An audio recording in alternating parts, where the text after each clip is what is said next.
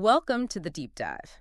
Today, we're jumping into a story that, well, really stunned everyone back in August 2019. Jeffrey Epstein's death. Exactly. Jeffrey Epstein, a very wealthy guy facing serious sex trafficking charges, found dead in his cell, officially. A suicide by hanging. But almost instantly, the questions started. Big questions. And they haven't really gone away. So our mission today is to unpack all of that. We're wading through the official reports, the expert opinions, the public, skepticism. Trying to piece together what we actually know. From the forensics to what was happening inside that prison. Right. We want to give you the clearest picture possible based on the information out there, looking at the critical details, the inconsistencies. Basically, why so many people feel this case just isn't closed. It really makes you wonder. It does. How does someone this high profile, supposedly under high security, end up dead like that, under circumstances that just feel strange? Yeah, it's a baffling situation.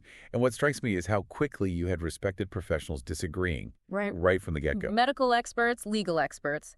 Exactly. A real split in opinion. And that split is kind of the starting point for understanding all the doubt. Okay, so let's start there then. The official story. New York City Medical Examiner's Office rules it's suicide by hanging. And the FBI, the DOJ's Inspector General, they both looked into it and basically backed that up. They said, no criminality pertaining to how Epstein had died. And the medical examiner performing the autopsy, she noted specific things. Or rather, the absence of things. Like what? Well, like no debris under his fingernails, no marks on his hands suggesting he fought back, no bruises on his knuckles, nothing really indicating a struggle you might expect in a homicide by strangulation. Okay, so on paper, that sounds pretty conclusive. Case closed. You think so. But then you bring in Dr. Michael Baden. He's a very well-known forensic pathologist. Right, I heard his name. He was there observing the autopsy, actually on behalf of Epstein's brother, Mark. And Baden came out publicly saying the evidence he saw, especially these unusual fractures in Epstein's neck. Unusual how? 3 specific fractures in the hyoid bone and the thyroid cartilage. He said they pointed more to murder than suicide. More to murder, that's a strong statement. A very strong statement. He added he'd, quote, not seen in 50 years where that occurred in a suicidal hanging case. 50 years. Wow. Okay, so you have the official ruling, but then a respected expert observing the same autopsy says, hold on, this looks more like murder. That's quite a conflict. It is. And it wasn't just him raising flags. People closer to Epstein were skeptical, too. Like his lawyers. Yeah, one of his lawyers, Reed Weingarten, mentioned significant doubts. Said Epstein didn't seem despairing, despondent, or suicidal right before it happened. And his brother Mark. Mark Epstein flat out rejected the suicide ruling. He apparently said something like, if Jeffrey got a life sentence, maybe then. But he had a bail hearing coming up. He felt he had hope. So Mark thought the timing was wrong for suicide. Right. And Mark also brought up details from the autopsy itself, claiming it showed Jeffrey had been dead for, at least 2 hours before being found. Yep. Yeah, and he questioned if the lividity, that's the blood pooling after death, matched the hanging position described. He suggested maybe the body was moved. Moved, Yeah. Okay.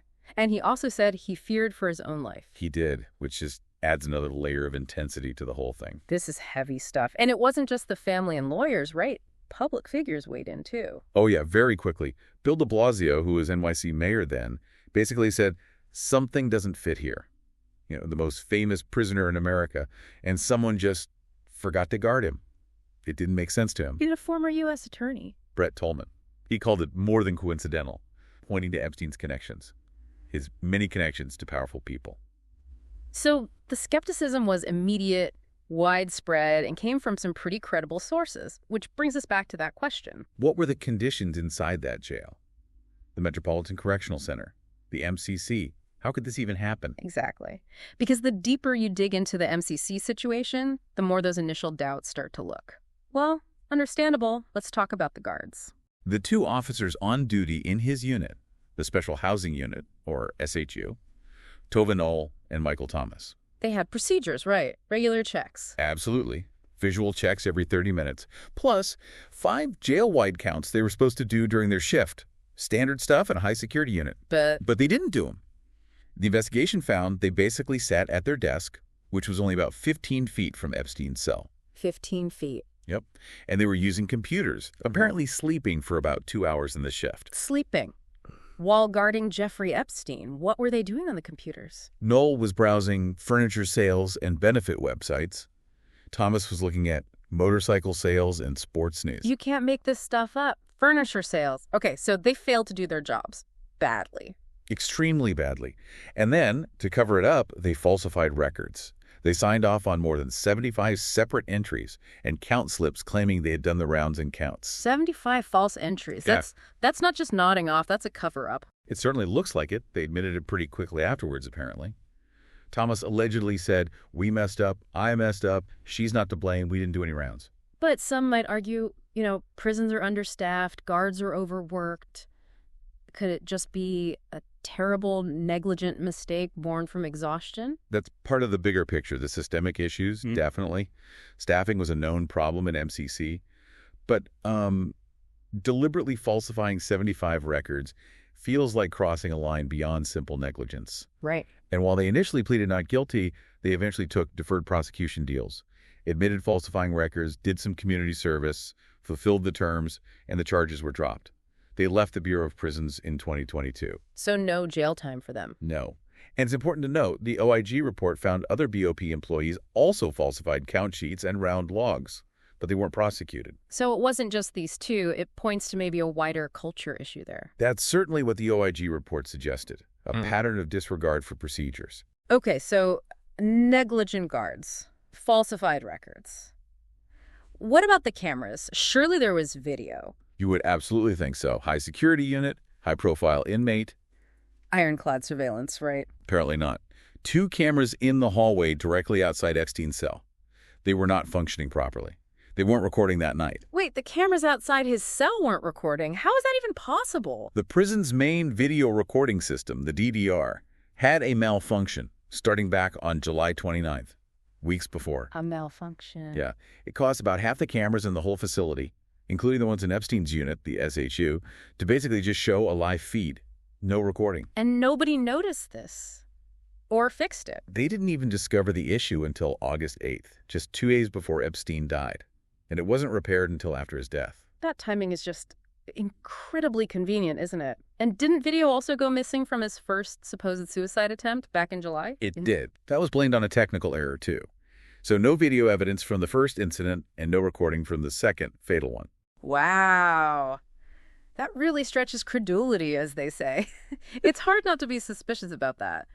Cameras failing twice at the most critical moments. It absolutely fuels the speculation. Okay, so cameras are out. What about his cellmate? Wasn't he supposed to have one? Yes. After that first incident in July, psychologists specifically ordered he should have a cellmate. He was on psych observation for a bit, and standard procedure when coming off watch like that was, don't leave them alone. House them with someone. A clear recommendation. A safety protocol. Exactly. But less than 24 hours before Epstein died, his cellmate gets transferred out of the jail. Transferred out. Yep, and not replaced, leaving Epstein completely alone in that cell. Just like that, the OIG report called the transfer routine and prearranged. But they also noted that the instruction to keep him with his cellmate was ignored. The timing, again, is just stark, especially when you layer in what else was happening right then. Right. There were other significant things going on in those last couple of days. What? Remind us. Well, on August 8th, 2 days before he died, he signed a brand new will. A last will and testament. Did the jail know? Apparently not. Jail officials were unaware until after his death. The chief psychologist later said that knowing he'd just signed a new will, that would have been a major red flag. Could put him back on suicide watch. Okay, so a secret will signing, then what? Then, August 9th, the day before he died, around 2,000 pages of court documents get unsealed from a civil case involving Ghislaine Maxwell. And these documents contained substantial derogatory information about Epstein. And it got huge media coverage instantly. So massive negative press hitting him. A new will, damaging documents released. Anything else? One more thing. On August 9th, he was allowed to make a phone call. An unrecorded, unmonitored telephone call. Unmonitored. Isn't that against the rules? A clear violation of Bureau of Prisons policy, yes. He claimed he was calling his mother. But he wasn't. He was actually calling someone with whom he allegedly had a personal relationship. So let me get this straight. In the 48 hours before he dies, he secretly signs a new will, Thousands of pages of damaging info about him are released. He makes a secret, unmonitored phone call, and then, boom, his cellmate is removed, leaving him alone while guards are asleep or distracted and the cameras outside his cell aren't recording. When you lay it all out like that. It sounds less like a series of unfortunate coincidences and more like something else. And look, the OIG report itself didn't shy away from systemic failures. It talked about long-standing problems at the BOP, staffing shortages, real issues managing suicidal inmates, cameras not working reliably. Management failures, widespread disregard of policies. Exactly. It painted a picture of an institution with deep-rooted problems. These weren't necessarily just isolated slip-ups around Epstein. They were symptoms of bigger issues. And what about accountability for all these failures? Well, that's another point of contention. The OIG found 13 employees had performance failures related to Epstein's death. They recommended possible criminal charges against 4. Well, only the 2 guards were actually charged. Right, Noel and Thomas. And as we said, they got deferred prosecution, no jail time. The OIG itself concluded that all these failures basically robbed Epstein's victims of their chance to see justice through the criminal trial. That's a devastating conclusion. Has the Bureau of Prisons done anything since? They agreed with the OIG's recommendations, Yeah. 8 of them. Things like improving processes for cellmate assignments after suicide watch, better inmate counting, trying to fix staffing, ensuring cameras work. But, that's all after the fact. After the fact. And the public reaction to all this? It was loud. Oh, incredibly loud. It spawned that phrase, didn't it? Yeah. Epstein didn't kill himself? It became this huge internet meme. You saw it everywhere. Everywhere. Politicians used it. Paul Gosar tweeted it. Celebrities, Ricky Gervais at the Golden Globes, Jay Rogan. It was on beer cans, T-shirts, graffiti. It really captured this widespread public feeling that the official story just didn't add up. It became shorthand for mistrust. Deep mistrust, yeah. And beyond the memes, there's that point Senator Ben Sasswe made about collateral justice. Yeah, that was blunt. He basically said, look, not every inmate is the same in terms of ongoing investigations. Epstein could have testified against others. Against his co-conspirators, potentially. Exactly.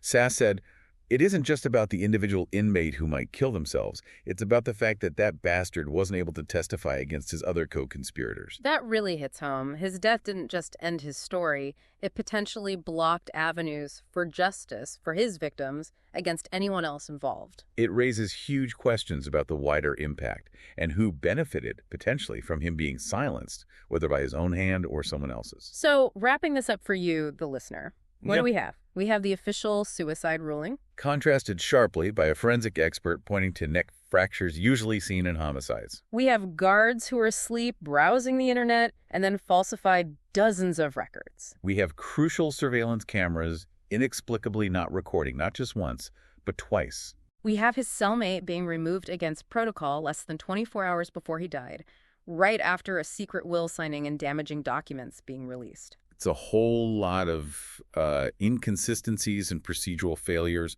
all converging at one critical moment. So what does this all mean for you? It means that even when there's an official conclusion, the details matter, the human errors, the systemic breakdowns. They can leave these deep, nagging questions. It's a reminder that getting the full story often means digging much deeper than the headlines. And whether you land on suicide or murder, the documented negligence and misconduct inside that federal facility. It's frankly chilling. It reveals serious vulnerabilities in the system. Which leaves us with a final thought. What does it say about accountability in our institutions when this cascade of failures happens around such a high-profile case?